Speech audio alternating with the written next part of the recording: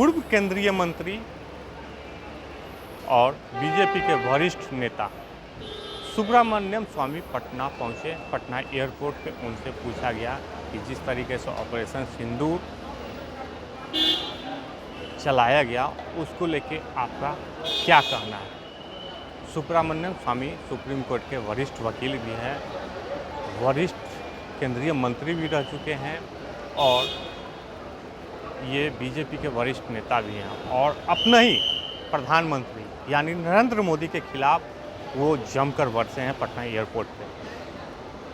Operation सिंदूर में जिस तरीके से अमेरिका हस्तक्षेप करके सीज फायर लागू करवाया उसको लेके सुब्रमण्यम स्वामी काफ़ी गुस्से में हैं और वो कहें कि प्रधानमंत्री नरेंद्र मोदी डोनाल्ड ट्रंप से डर गए हैं और साथ ही साथ जो डेलीगेशन संसदों का जो डेलीगेशन हर एक कंट्री में भेजा गया है उसको लेके क्या कुछ कर रहे हैं सुब्रमण्यम स्वामी, हम आपको वो बयान सुना रहे हैं। जो हम एक संविधान के अनुसार हमारी देश चल रही है उसमें ना हिंदू ना मुस्लिम ना क्रिश्चियन किसी की यानी अपर हैंड होती है, यानी उनके कहने पर चलती नहीं है। तो ये सारे विशेषज्ञों मिल करके तय किया था, तो इसको मुसलमानों को भी मानना चाहिए था। ऑपरेशन सिंदूर पर सर क्या? हाँ, ऑपरेशन सिंदूर पर क्या? ऑपरेशन सिंदूर पे सिंदूर पाकिस्तान का और पिटाई करना चाहिए था, बंद करने के अनावश्यक मोदी ट्रंप से डर के युद्ध विराम कर दिया। श्रेय ले रहे हैं। हाँ, ट्रंप बार बार श्रेय ले रहे हैं। वो तो लेंगे ही, वो तो वहाँ बैठा हुआ है तो श्रेय सही नहीं ले रहे हैं। तो प्रधानमंत्री को बोलना चाहिए कि चुप रहो भाई, तुम तो एक हमारे आए थे, उसका हमने स्वागत किया, पर इसके माने ये नहीं कि आप जो चाहेंगे वो बोलेंगे। परंतु हमारे प्रधानमंत्री ट्रंप से डरते हैं लगता है, नहीं तो उसको बुलाने की क्या ज़रूरत है। जब युद्ध चल रही है वो आकर कहता है युद्ध विराम करो, हम मान लेते हैं। पाकिस्तान को यानी जब ध्वस्त करना चाहिए था उस मौका को हमने गवा कर दिया। आज भी बोले हैं ट्रंप ने कि मतलब युद्ध विराम के लिए हमने दोनों ने समझौते किए, हमने बात किया। हाँ ठीक, वो कह रहे हैं तो इससे तो और बदनामी होती है नरेंद्र मोदी की।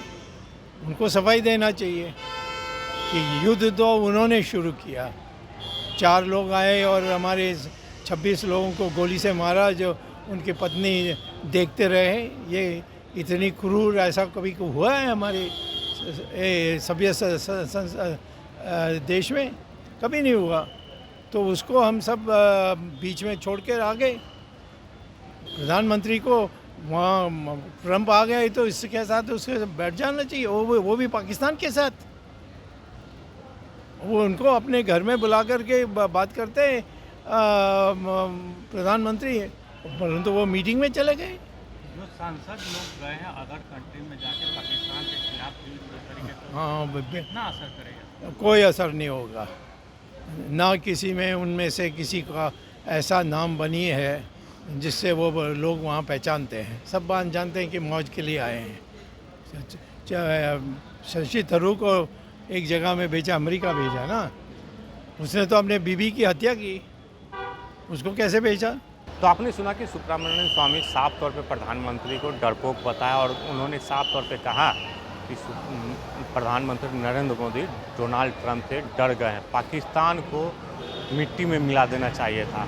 वहीं केंद्र सरकार की तरफ से जो डेलीगेशन है, पाकिस्तान जो आतंकवादी विधि को बढ़ावा देता है, आतंकवादियों को संगठन को मजबूत करता है, उसको लेके केंद्र सरकार के द्वारा हर एक कंट्री में डेलीगेशन भेजा गया संसदों के द्वारा।